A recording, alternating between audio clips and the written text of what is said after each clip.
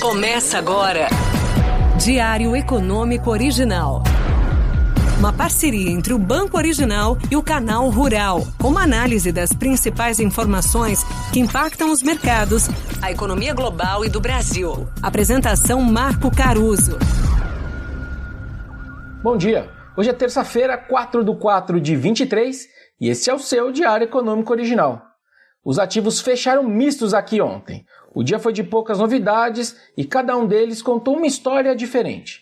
De um lado, os juros voltaram a melhorar, a ceder, o dólar ficou no 0 a 0, já a bolsa caiu mesmo com a Petro se beneficiando da redução na oferta de petróleo pela OPEP.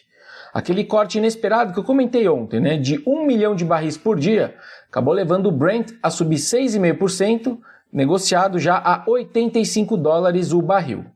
Essa notícia dificilmente pode ser vista como positivo para a macro geral.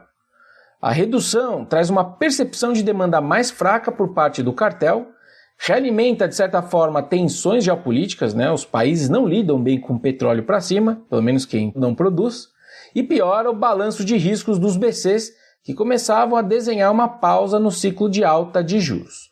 Os banqueiros centrais estão parecendo aqueles artistas de circo, equilibrando vários pratinhos. Tem um pratinho que tenta evitar a crise de liquidez, outro pratinho da inflação e outro que ainda tenta evitar o tal do hard landing, que é o pouso forçado da economia. De qualquer forma, por aqui as petroleiras evitaram que o Ibov caísse ainda mais, com a Petro valorizando mais de 4%. Provavelmente as várias notícias sobre quais tributos poderiam subir dentro do ajuste fiscal que a gente anunciou recentemente acabaram pesando negativamente na nossa renda variável. E por falar no ministro Haddad, na sua entrevista para a jornalista André Sadi, ao longo do dia de ontem, ele voltou a dizer que não é possível manter essa taxa de juros atual, palavras dele. Mencionou inclusive a pesquisa Datafolha, que indicou que 80% dos brasileiros concordam com a pressão do presidente Lula para queda nos juros. Mas acabou acrescentando que nunca teria falado em mudar a meta de inflação. Ao ser perguntado sobre uma eventual saída do presidente do BC, do Roberto Campos Neto, ele deixou claro que isso não é nem um assunto para o ministro da Fazenda. Palavras, de novo, dele. Sobre o substituto dos diretores do BC que já terminaram seus mandatos, o Haddad disse que levou 5 nomes para o presidente Lula, mas que ainda não se reuniu com ele para saber a sua decisão final. Falando agora da agenda lá de fora, o PMI da indústria americana acabou caindo em março para o seu nível mais baixo desde maio de 2020. Lembra que ontem eu falei que eu ia prestar atenção nisso para ver se tinha alguma coisa dos ruídos bancários nos dados. Difícil dizer se tem de fato, mas o fato dos subíndices como novos pedidos e empregos terem caído ainda mais em território contracionista me sugerem que essa fraqueza da indústria americana vai ter mais tempo de duração nos próximos meses. Ainda lá fora, o Banco Central Europeu chamou atenção num boletim macroprudencial para os riscos que os fundos imobiliários comerciais podem representar para o restante da economia. Inclusive, eles sugeriram que políticas fossem desenvolvidas para abordar o que eles chamaram de vulnerabilidades estruturais desse setor. Parte desses fundos eles investem em ativos imobiliários que obviamente são ilíquidos, mas deixam que os seus investidores retirem seu dinheiro a curto prazo. E aí eles acabam, obviamente, ficando expostos a uma certa incompatibilidade de liquidez, que pode levar a uma venda forçada dos seus ativos e desencadear algo maior, uma crise maior.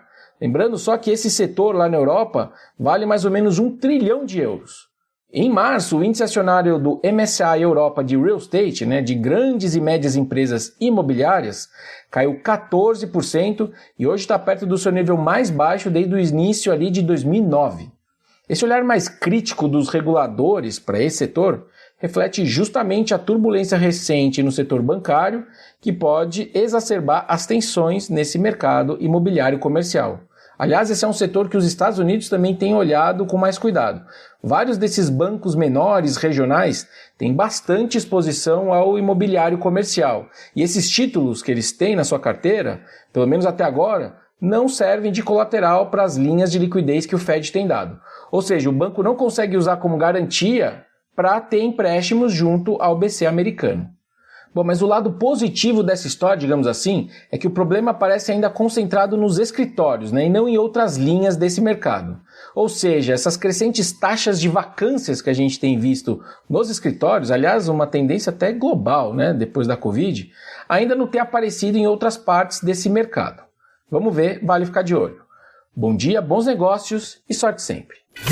Você ouviu Diário Econômico Original, uma parceria entre o Banco Original e o Canal Rural, com uma análise das principais informações que impactam os mercados, a economia global e do Brasil. De segunda a sexta, às 6 da manhã, no Spotify e YouTube.